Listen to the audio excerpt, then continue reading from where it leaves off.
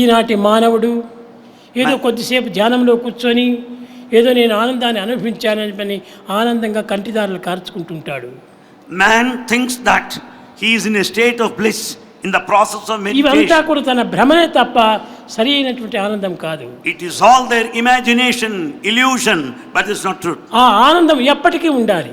That bliss should be eternal, permanent. జాగ్రత్తగా రా, స్వప్నావస్థకు పో, ప్రత్యక్షంగా ఉండు, ఎప్పటికి కూడా ఒకటిగానే ఉండాలి. Either in the waking state or dreaming state or deep sleep, that bliss should continue to stay with you.